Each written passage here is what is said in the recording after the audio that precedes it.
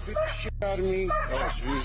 She's pulled my shirt. This is going on in the last few days. Okay. And this is like the third phone call. This is the moment that police found evidence that a woman had broke into her boyfriend's house to bite and spit on him. But this is just one of the times that abusive girlfriends realize they messed up. Like this woman whose own son acted as a witness against her in a fake domestic abuse case. You're talking to a child? Yeah, I am. Or this toxic girlfriend who choked her boyfriend to try and kill him. Bobby, stop running. I don't care. But first, let's talk about this boyfriend whose girlfriend broke into his house to bite and scratch him. The date is September 26, 2023, and officers from the Des Moines Police Department are on their way to the scene of a 911 call regarding suspect Bobby Elliott. Bobby's boyfriend reported that despite a no-contact order, Bobby had forced herself into his house and had bitten him multiple times. Once officers arrived, this is what they saw. She's beat the shit out of me. She's pulled my shirt. This is going on in the last few days. Okay. And this is like the third phone call. Third time I called the police. But this is her. That's her. She came in my backyard. And I'll show you the. What's her name? Bobby Elliott. Bobby Elliott. All right, you hang out here. My partner's going to show up. You can talk to him, and she's still back there. She's not in my backyard. She ran off. She ran off. I'm going to go look real quick. You just stay here, okay? Officers saw Bobby running away from the scene and started chasing her. Focus on Bobby's body language and speech when officers try to restrain her. This is going to be important later in this case. I don't care. I'm sorry! Please don't Stand up. No! Bobby, Shoot me! Shoot me, please! Ow! put your hands behind your back now. Shoot me! Put your hands behind your back. Shoot me, 349. Shoot me, Bobby's body language and suicidal statements at the start of the arrest are a clear indication that there is something wrong with her mental state. According to police reports, Bobby has a history of mental illness, and as the case progresses, you're going to see just how bad things have gotten. Break that, you're going to get charged with it.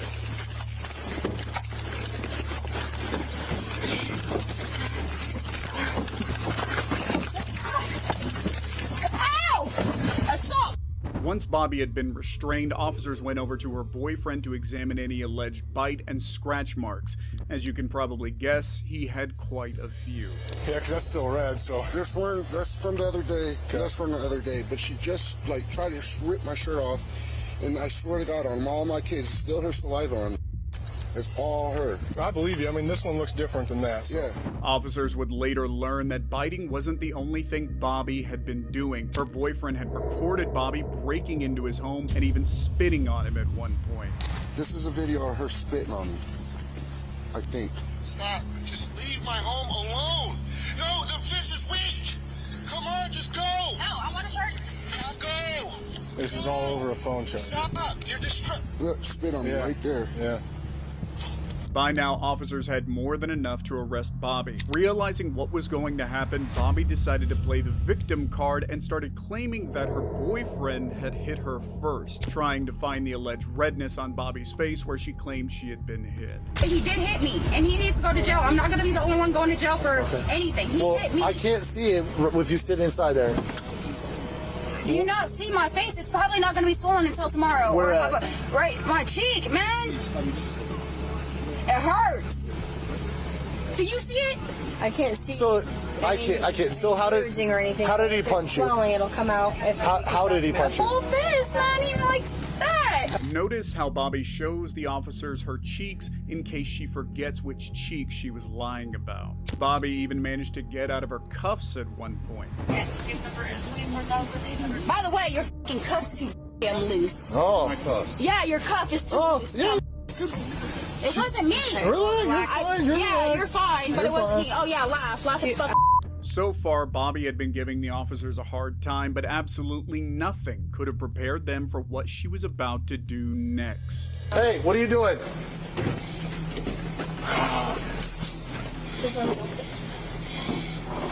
Can you stop? How's that working? Not very good. She's still breathing. Fuck you. Fuck you. seatbelts in the female? I'll watch it again. Because you guys don't f***ing Are care. there seatbelts in the female compartment? You guys still don't look. care. They want nothing. Bobby clearly has mental issues, but if you look closely, you'll realize that she starts acting worse whenever the officers are around. Bobby wants to avoid jail at all costs, and she's trying to convince the officers to send her to a mental health ward. This becomes apparent when Bobby starts getting aggressive when officers tell her she's going to jail no matter what.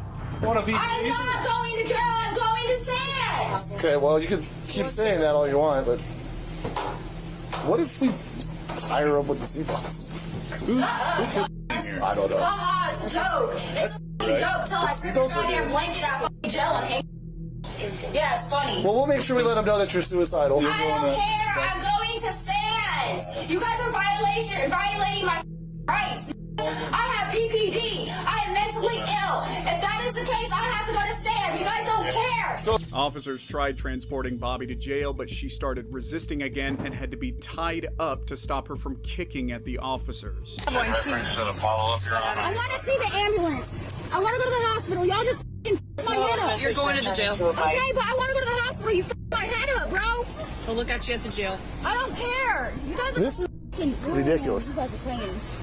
With no more tricks left up her sleeve, Bobby decided to make as many disgusting allegations against her boyfriend as possible. He was gonna kill my f***ing kids because she's a liar. He said, I'm gonna kill your kids. You f***ing lied on me. And that's why I snapped him. Yeah. Because why are you gonna threaten to kill my kids? Sure. Who stays at his house? In the end, Bobby was charged with criminal mischief, interference with official acts, domestic abuse, possession of a controlled substance, assault on peace officers, and violation of a no-contact order. The only silver lining in this situation is that despite her aggressive behavior and toxic personality, Bobby didn't involve her children in the altercation. This next suspect, however, did exactly that. To get home, and then No, go back inside real quick. We're talking to everybody separately. You're talking to a child? Yeah, I am. It's late at night in May, and officers from the Riverside County Police Department are on their way to an active domestic violence call. A couple had reportedly been arguing outside their house, and at one point the situation had even progressed to a physical altercation. Upon arrival, officers observed a woman who claimed her boyfriend had hit her and she wanted to press charges. This is how the investigation went.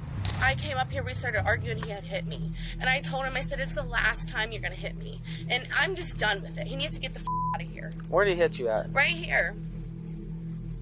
Like closed hand, open hand? He hit me, he just hit me, and I fell right there. Did you hit him first? No, I didn't put my hands on him. During an active domestic violence case, the officer's job is to determine who the primary aggressor is and who is acting in self-defense. The woman claimed that her boyfriend was the aggressor and his assault had left physical marks on her face. To verify if this was actually what happened, the officer decided to conduct a visual examination.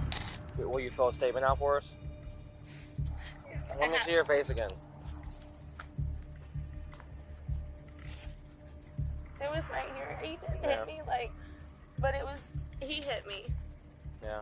Have you guys been drinking tonight? No, I haven't drank anything. Has he been drinking? He's been drinking. According to the police report, the officer did notice some redness on the woman's chin. However, it was unclear if this redness was the result of being hit or the woman just rubbing her chin herself. You can see why the officers were skeptical of the woman's story. Just notice how she keeps changing her statement over and over again. He was trying to start a fight between somebody else, and I'm not getting in a fight. So I took his phone, and then, he gave me his phone, and then I took it, and then he hit me. He hit me. How did he hit you? After getting almost no real information from the woman, the officers decided to talk to her boyfriend instead, who informed the police that he had been trying to get his girlfriend to leave his house for months, and when he showed up to his house that night, she attacked him. Unlike his girlfriend, however, the man had a witness. His 11-year-old son had seen the entire thing and was willing to talk to the police. I heard. Stop. So I was sitting on my phone on the couch, and then I heard Brittany on the phone yelling at my dad to get home. And then No, go back inside real quick. We're talking to everybody separately. You're talking to a child? Yeah, I am. Go back inside. Do you want to obstruct my investigation? Please go back inside. What the And then, That's a child. Exactly. That's why I'm talking to him. and then I heard them screaming, and I looked out the window, and then I seen Brittany hit a punch, and my dad like blocked it like that, and then my dad kind of like pushed her off a little bit, and then. Pay close attention to how this woman is trying to discredit her own son's statement. She knows that he has seen everything she did, and if he tells the truth, she would go straight to jail. I didn't put my hands on him. I mean, do you think, like, how old is your stepson? He's 11. Do you think an 11-year-old would just kind of make up and fabricate a story, or? Honestly, I really do. I really think so. After talking with her son and neighbors, the police determined that the woman was lying and she was in fact the primary aggressor in this situation. At this point, the police decided to arrest her and transport her to jail. You're under arrest. No. How am I under arrest? How am I under arrest for getting hit? Because you're determined to be the primary aggressor. I'm under. No. Yes.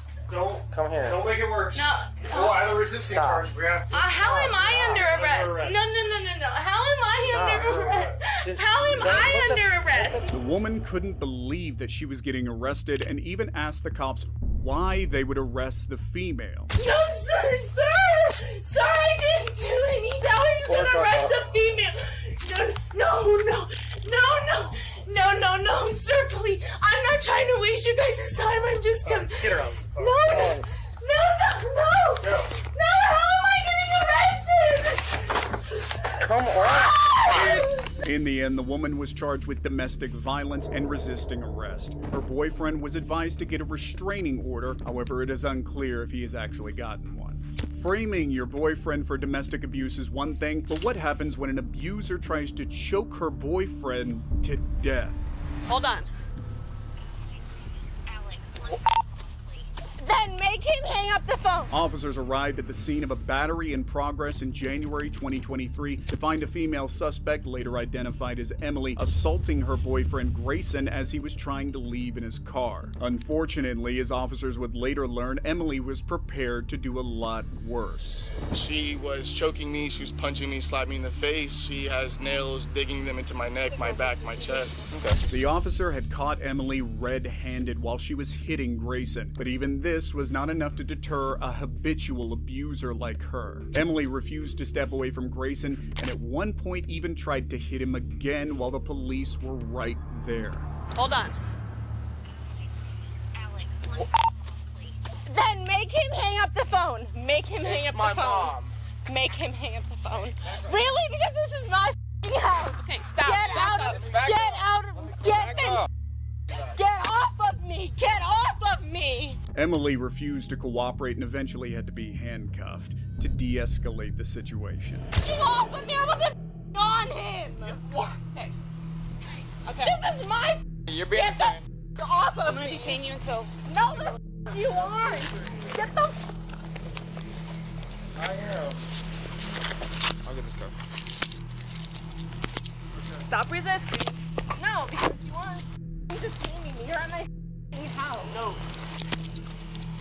Once Emily had been handcuffed, officers decided to interview Grayson to try and understand what was happening. Grayson informed the officers that Emily had accused him of cheating and tried to choke him while digging her nails into his neck and face. Officers could clearly see signs of abuse on Grayson's face and neck as blood and scratches covered everything above his neck.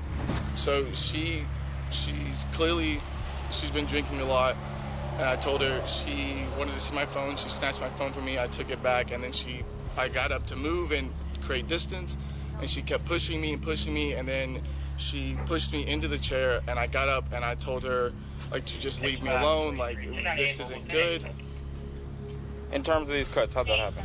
Her. She was choking me, she was punching me, slapping me in the face. She has nails digging them into my neck, my back, my chest. Okay. Luckily for Grayson, one of his friends was in the house while all this had been happening and was willing to act as a witness. As you can probably guess, Emily wasn't too happy about this. Next thing I know, Grayson gets home, fucking going ape shit. I hear her, give me your phone, you're cheating on me. I do know she was drinking a little bit tonight. She always does every night. She was constantly drinking. This happened yesterday.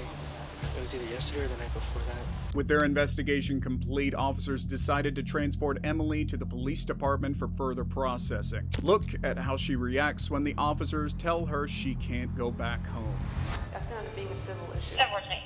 You guys live together. Everything's a fucking civil issue until I have a fucking problem. I'm trying to explain it to you. I mean, you guys live together. That was a choice you both made. Yes. Okay, so why can we not just handle it now? Because the police had to be called. Yeah, I don't fucking understand why the fucking police had to be called. The exact details of Emily's sentence aren't available. However, given the situation, she was most likely charged with domestic violence, assault, and resisting arrest. These charges carry a maximum sentence of up to 8 years in jail with more than $25,000 in fines. Emily was extremely aggressive towards her boyfriend, but despite all that, even she knew not to mess with the officers, something which this next suspect had to learn the hard way. On the 18th of January 2023, officers from the Cocoa Beach Police Department received a disturbing report of an ongoing domestic violence case. After officers arrived at the scene, they had interviewed the caller only to realize that the situation was far worse than they had originally thought. The aggressor, later identified as Suzanne, had hit her husband multiple times, pulled out his hair, and even locked him out of the house. She got angry and started ripping my hair out. What's she getting angry about? She's just swearing abuses at me, calling me a all sorts of stuff like that. After a brief examination of the victim's injuries, the officers made their way inside the house to confront the alleged abuser. A long time. Can you point to where on your face she hit you? I think right here. I hope there's nothing there. I don't want to see that. I don't want other people to see that tomorrow. I get that. And then she pulled your hair? Yeah, a lot of hair came out. Officers began questioning Suzanne about what had happened, but in return, all they got were incoherent answers about how her husband was having a rough time at work. Did you have an altercation with this man? Well, he did have a bad day. Okay. What happened? Let's move forward. Did you put hands on this man? I did not touch this man, but okay. I know he is very unhappy today. At this point, it was clear to the officers that Suzanne was drunk. A quick look around the house also revealed an almost empty bottle of whiskey. What officers found in Suzanne's bedroom, however, is what really shocked everyone. Oh.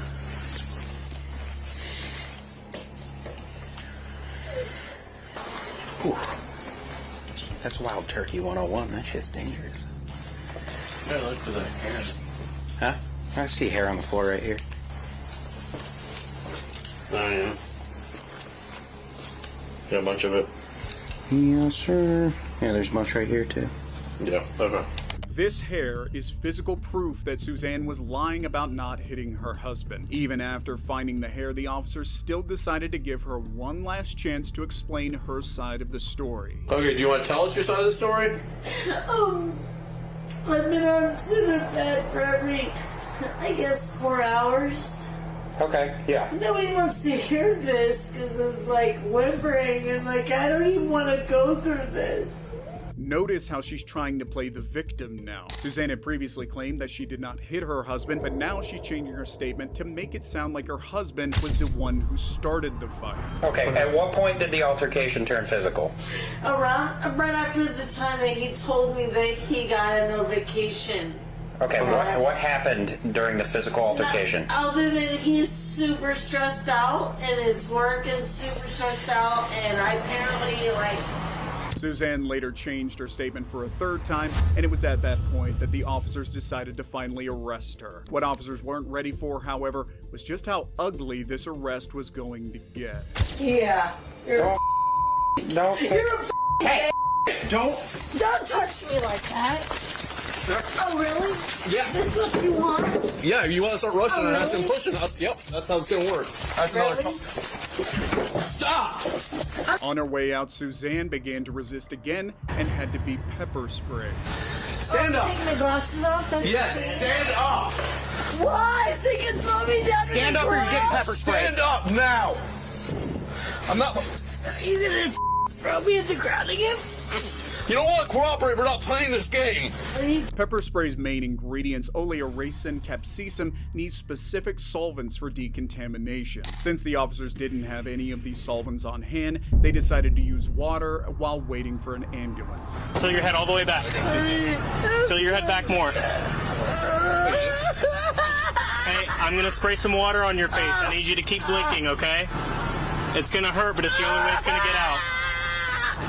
Blink, blink, blink, blink, blink. Suzanne was charged with battery, domestic violence, and resisting an officer without violence. She pleaded not guilty to these charges and later accepted a plea deal, which amended her charges to 2 counts of breach of peace and disorderly conduct. In the end, the court ordered her to pay $381 in fines and attend 4 hours of anger management. Considering how the police actually found her husband's pulled out hair on the floor of their bedroom, it's unbelievable how Suzanne was allowed to walk away with just a fine.